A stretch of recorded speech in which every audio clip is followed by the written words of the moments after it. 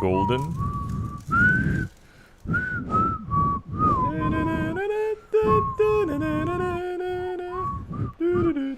Ladies and gentlemen, this is JoeJinMovieSoAwesome. I'm Joe. I'm Won-Jin. We got a packed day today, guys. We're going to start off with our review of K-pop Demon Hunters. We're going to try to keep it short and sweet. Oh man, this has been an issue. This has been, this has been hot. And then we're going to do Peacemaker. Everybody's talking about this. Season 2, Episode 1. And we're going to keep that short and sweet as well. And then we're going to do Aliens Earth, Episode 3. Yoo-hoo. And then we're going to do James Cameron's Aliens. And I think we'll try to do a less talk. We'll try, but we'll see what happens. Yeah. Big shout out to our Triple Trouble, Scott Walker, ZZ, and Void a Parrot, and our number 1 subscriber, Uichan Hong. in the building. And then there was somebody who left a reply. I couldn't read your ID properly. Oh, really? Hold on, let me check. No, it's an old video, though. But a big shout out to Kayla Marie Jasmine, Music, Russian ID, and all our 67 subscribers. Oh, what's up, Walker? Oh, you're concentrating on Stream 7, huh? That could be a good topic for a Let's Talk. Okay. But right now, this is going to be our spoilers review of K-pop Demon Hunters. You have been warned. Here we go. Yo, Won-Jin. Yeah. I actually had a pretty good time watching Really? this. Because, this was hyped up so much that when I decided to watch it, I had to stop watching after like the first 5 minutes. Really? Maybe 10 minutes. Really? Why? I don't know. Maybe if I were a child, I would have enjoyed it. But I don't know. It was just too cringe. What? I thought it was Yeah. charming. Hey, this coming from somebody who enjoyed the Star Wars Jude Law one. What's that one? That was cute. No, but What was it? Skeleton Crew. Yeah. Yeah, Skeleton Crew. That was cute. No, but you could argue this was cute too. But let me tell you that I'm not exactly like a big fan of a musical movie. Okay. Oh. The only ones that I kind of overlook are the ones I grew up with, like the Disney Lion ones. King, Yeah, the Lion King, Aladdin, Beauty and the Beast, and Little Mermaid and stuff. So, saying that, I gotta tell you that I also was miserable while watching Les Miserables. The one with Eddie Redmayne, Hugh Jackman, and Anne Hathaway. I fucking hated that movie. That's our first F word for the night. Usually, the characters have a dialogue like a normal person, and then in key moments they start singing. Really? But this one was like they were singing the dialogues, and they seemed like unnatural to me. Okay. And it was like a torture to just watch the whole movie. Zezzy in the building. Yeah, hello. but this movie. I thought, I actually didn't mind it that much. I thought the animation was pretty. Okay, I can agree with that. Can I tell you what I really enjoyed? I love the Korean elements of it, to be honest. Like a lot of the... Oh, by the way, guys, since me and Won-Jin, we live in Seoul, a lot of those places are real. Yeah. Like they're named differently, but you know where that is. Yeah, remember that scene with the demon and Rumi? I live right next to the old castle still left. It's the exact same location. Yeah, and we also see subway stations, Tuksum Yuwonji. Yeah. Yeah, all those spots. How did you enjoy it? I'm having so much fun on your expense. No, because you know what surprised me? I thought there were some subtle satire in there too. Because there are two things I really found surprising about it is the half demon aspect of Rumi. Is that her name? Isn't that like a commentary on Koreans' like ethnic superiority and racism? And I also enjoyed her interaction with her mother figure, who's not her mother. Celine. Yeah, her name is Celine. No, but Celine telling the way they talk about shame was kind of a subtle jab at Korea's shame culture to me. Oh, yeah, you're right. The only reason why I can't give it full points though is because they had to naturally go to that happy ending. But I thought it was done in a very subtle, unobtrusive way where the story can still be enjoyed. But like a lot of the Disney greats in the past, I thought it was a hidden commentary about like Korean racism and shit. Mm. And cause that shame dialogue is actually very poignant for a lot of Korean kids, because it has to do with parents' expectation for a child, and Korea is also very black and white when it comes to morality, where, you know, for instance, in Korea, in internet, you'll see a comment like, "Oh, he's a criminal. How can you trust him?" Like these like absolute moral terms. Yeah, there's no great person. Yeah, but the fact that Rumi overcomes that while still being half demon and making up with the friend, I thought it was a subtle like dig at like Korean society. Mm-hmm. I mean, because if this was realistic, there'll be way more suicides in here. But this is a child's movie. Rumi's gonna go. So I thought it was done well. I also love the fact that it wasn't romance heavy. I mean, romance is a huge part, but I like the fact that the boyfriend dies by defending, and it's about the ladies at the end. So there's a feminism element there too, while not looking down on the male element, because there's literally a boy band where Korean ajumma들 who has perm hair. And they're wearing like sun caps. Yeah, to protect that's themselves literally from Korean the sun. So I thought there were like very smart moments there, but they didn't go in too deep. They melded well with the story and still gave us a happy ending. And another thing I liked about it is like the depiction of Korean shamanism is very accurate.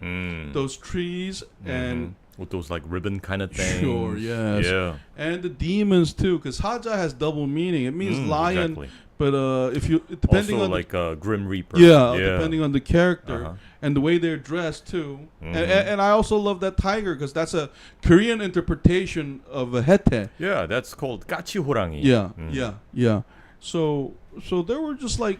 And the funny thing is, gachi horangi, literally, gachi means what's that called? Mag J.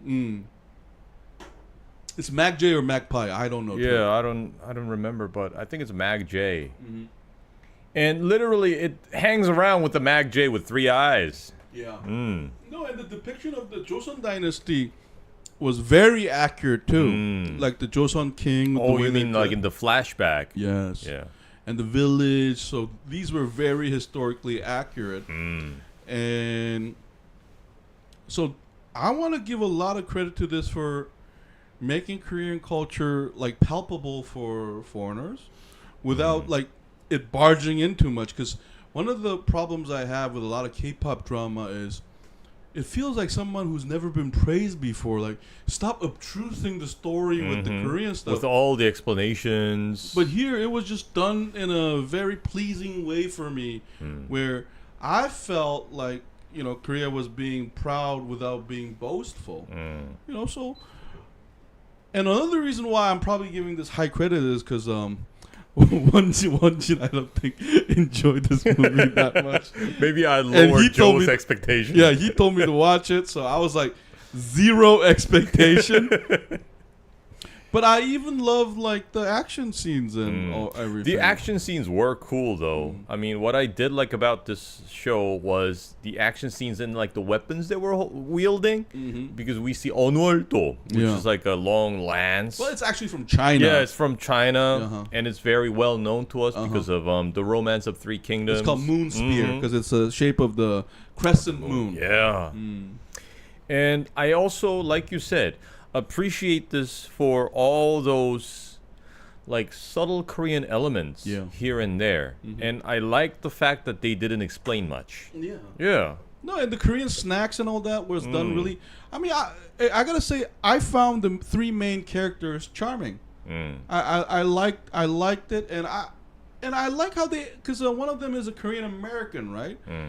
I like that element because I've seen Korean American celebrities in Korea suffer for their American part, and that's like when Korean nationalism's ugly side. But here, I thought they blended in really subtly well, and you could argue that Rumi is a perfect demon child because shouldn't Korea's definition of ethnicity and nationally expand now with our population cliff? That's true, and the commentary is, I think, right on. right on point at a time where we, like you said, where we face a population crisis. Yeah. Because I'm not sure if everybody understands, but South Koreans were not really ready. Like, I mean, people are not fully ready to accept like multiculturalism because we're so. I mean, it's gotten better, though. Yeah, like subconsciously we think that our entire nation it's made up of like one ethnicity, but it's not true. Yeah. And in the future, this is bound to change because we cannot overcome this crisis without accepting a lot of immigrants. Yeah. And people like blending in from other cultures. Yeah. Oh, that is what a lot of Koreans said after watching it. That is full of cultural symbols. Yeah, I think Jin wanted you to watch it, that you will share the feeling of torture. Well, then it failed because I actually had a better time. He enjoyed it. No, and I even love that Kimat, because that's actually. I mean, they didn't use the terminology a lot, but the Korean like the Korean demonology is actually extremely accurate. Like the weapons they use. And Kimat just means ghost demon, basically. But you know, it's and one of the good things about having Korean demons here with the child drama is Korean demons are notoriously nice, like compared to Japanese demons. You kind of become buddies. Yeah, and Chinese demons. If you actually know our mythology, like Japanese, Oni, for example, are like. Really like the modern horror movie you see, they're full of hate. Yeah, and evil. Yeah, but in Korea the Dokkaebi is kind of like a kindly troll or ogre, and I thought it was done. I thought they handled that death issue really well, and I just love like the deep. They made Korean like some like thing appealing. Like I thought it was just that's what I mean by always charming. We mean by always charming and sometimes very smart is there were like very smart moments like that. And Kimat is voiced by Byung-hun, which is like a top tier actor in South Korean movie scene. I appreciated the voice acting because even when they're speaking English, I think the creators intentionally chose Korean actors that do that Korean English accent. And it was really done well. Oh, and by the way, those who are unfamiliar with Lee Byung-hun, he's what's the guy? The guy with the mask. I mean, the game Joe. runner in Squid Game. Yeah. He's What's the his name? Frontman. The frontman from Squid Game. He's like in Korea at least he's like an A-lister. But in Hollywood, I guess he's like a B. But anyway, so overall, what did you think about the songs? Because. Oh man, the kids are crazy about the songs from this animation. Okay, I gotta be honest. I didn't give a fuck about the songs, but when I would listen, me too, because I didn't understand what they were talking. Like, literally, I only noticed once when they actually used Korean. But the other English, you know, because once you gotta remember, like you and I, we've heard K-pop songs for 15 years now. I don't expect nothing to mean anything. It's like. Yeah, like it's kind of like techno garbage to me. No, I'm not blasting the movie. Like I'm just saying, no, but one song I did like was when the Demon Boy and Rumi was doing the romantic stuff. Oh, I thought that was done well. Like, I was like, I could hear it. But the other ones, that's when I was like super annoyed. I'm like, now they're doing duets. Yeah. I was annoyed there. Oh, and so the only two songs I remember is that and the ending song when the huntresses they make up and then they sing about like being together, like your skin, you're not a demon. I thought that was a very positive message, and another thing I wanted is. One's just gonna blast me for this, but I can't wait for K-pop Demon Hunter 2. So you do expect like a sequel, but do you think this was initially made with a sequel in mind? Because I don't think. No, but I do think they thought of it because they didn't explain Celine and what happened later. Because it felt like Kung Fu Panda to me. Yeah, because I don't think they initially made this animation expecting this to be such a global hit. No, but I feel like they still. Decided to not explain everything because they might do number 2. And this being like a child animation, like like no lie, I'll watch 2. Like, because I felt like it was open ended. Because you don't need a honmun. That literally means soul moon, by the way, guys. That's a real concept. Soul gate. Yeah, yeah. Hunmun. Yeah. Like, so there's a lot of ways that like the demons can find their way back, and so I actually think they were open to it. They Soda were pop. boys. Congratulations, you're now my. Oh, thank you, Walker. Oh, what's up, Void in the building? So Void, welcome. We're gonna do K-pop Demon Hunters. We're about to wrap up, and then we're gonna do a review of Peacemaker season 2, episode 1, and then we're gonna do Alien Earth episode 3, and then James Cameron's Aliens. That's the schedule for tonight. But we're starting off with the non-alien show first. We hate Jurassic World Rebirth 2, Walker. It was garbage. So anyway, like, I'm actually, I especially love the design of the 3 main characters. I thought, and you know another thing is I did like that they didn't go into deep, because were they like plastic surgeons? Like there's so many dark things you can talk about. But you know what I remembered after watching this one? Remember when we were young?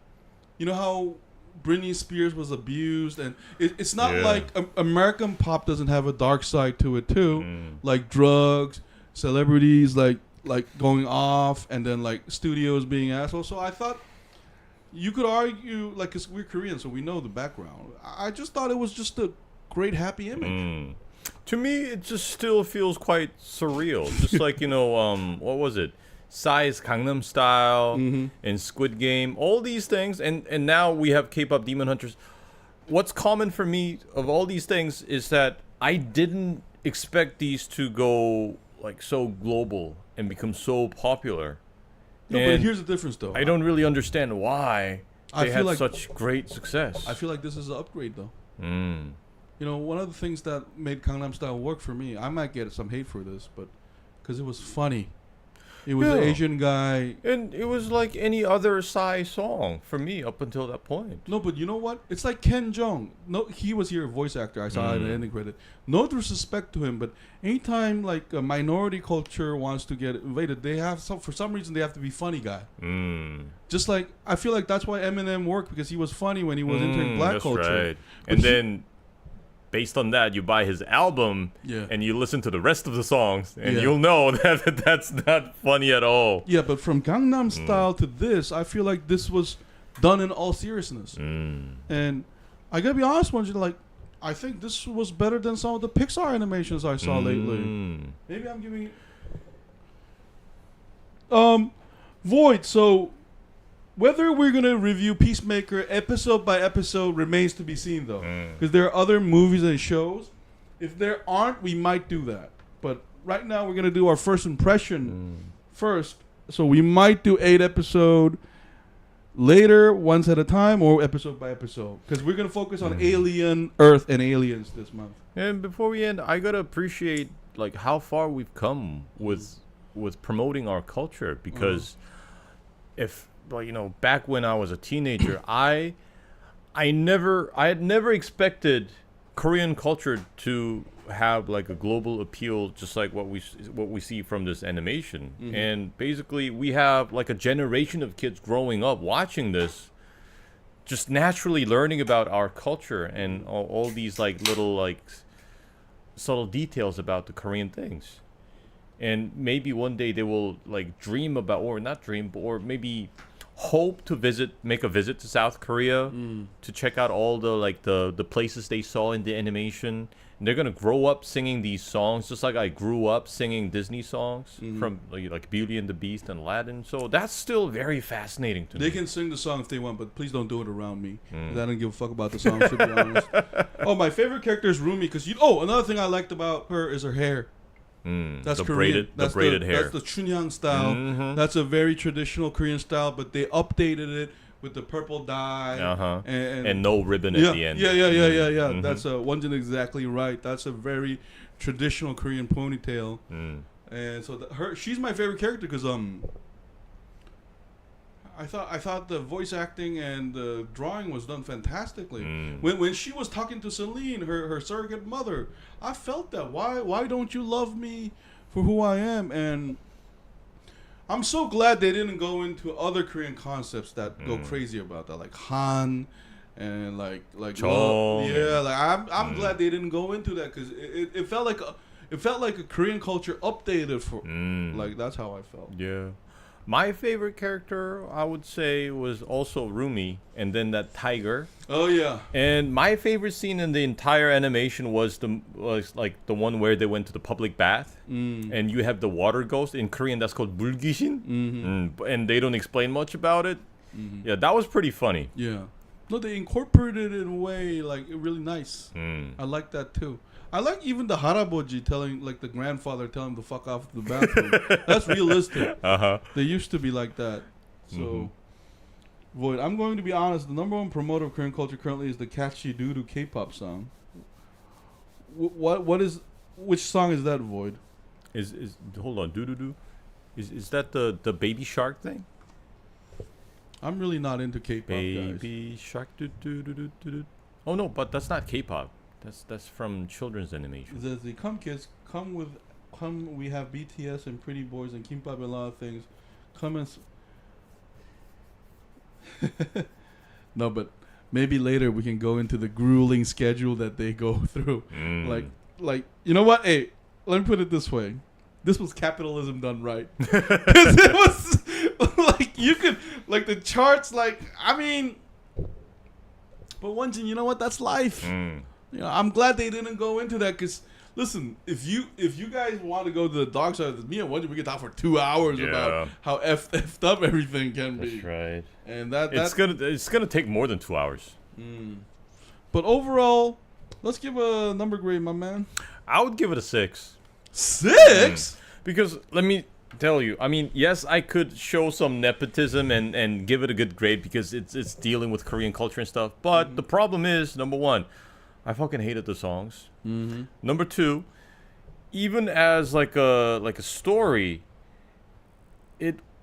I think it needed more time, maybe like 10 more minutes. Really? Yeah, but I know it's children's animation, so maybe they decided to keep it short. But like one of those Saja boys, I forgot his name, Jinwoo making the sacrifice and all that was too abrupt for me. Yeah, that just happened too quickly.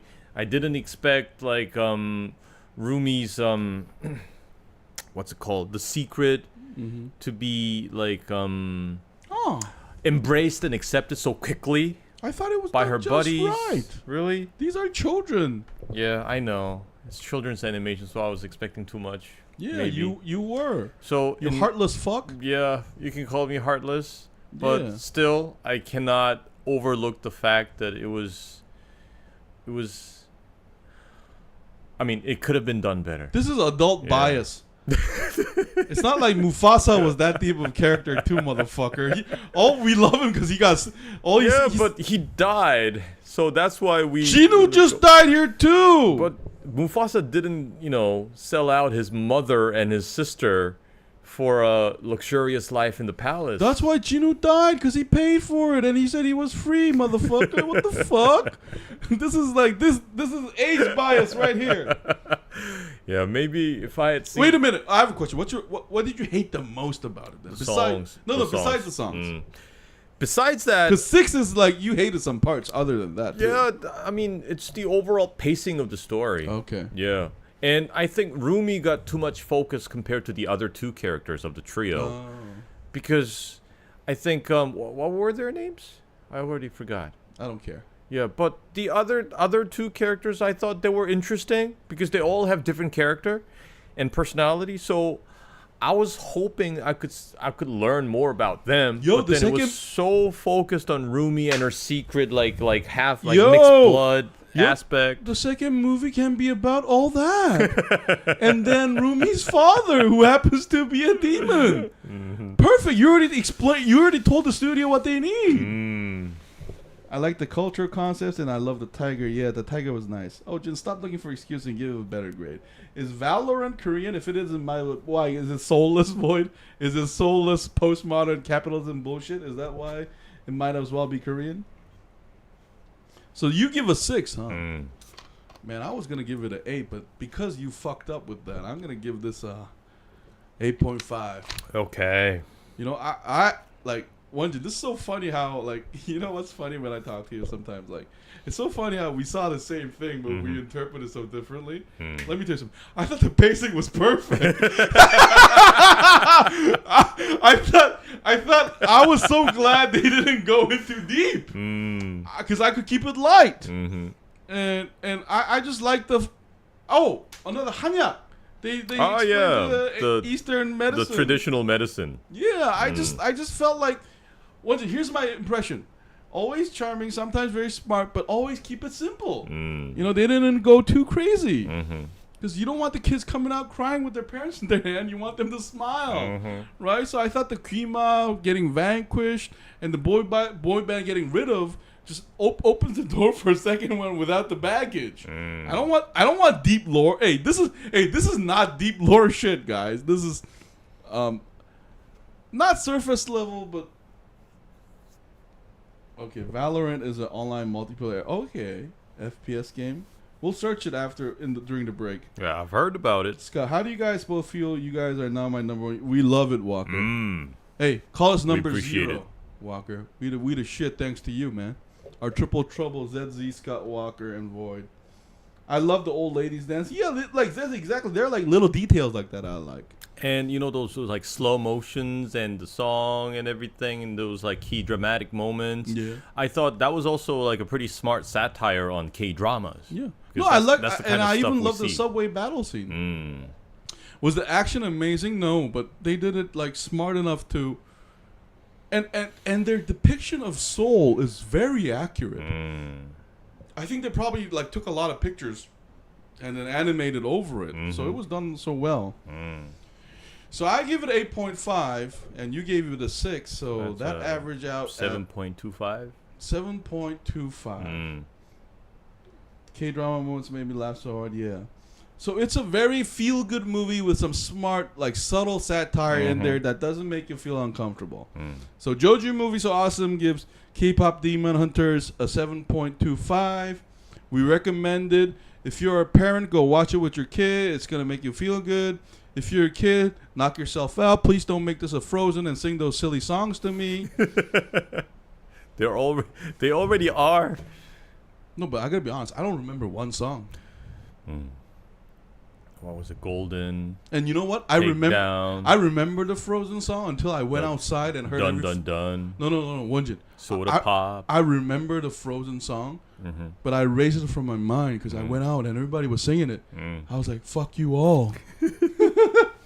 Oh, boy. It might as well be Korean because it's heavily dominated by Korean players. They're essentially the gods of that game.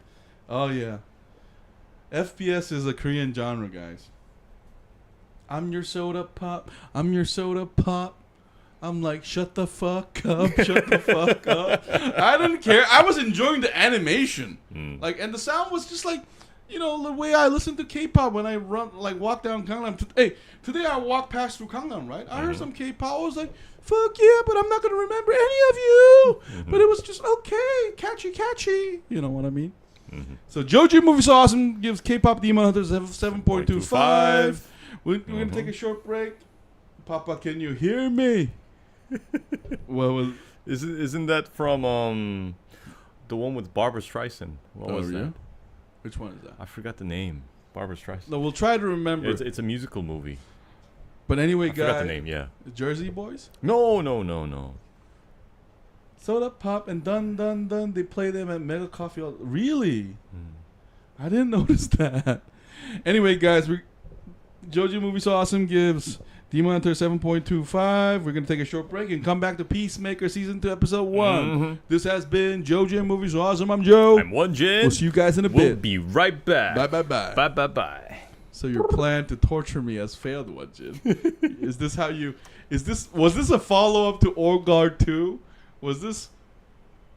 Oh, it's a Deadpool reference. No, but it's a Deadpool reference, but Deadpool is also making a reference to... Yeah. Hold on, Barbra Streisand. Hey, don't mess with Won-Jin when it comes to classic song. He knows all the high notes. Is the camera off or not? Yentl. Yeah, okay, Yentl. Yeah. So Deadpool is making a reference to Yentl. Guys, go watch Children of Corn. It's an amazing movie.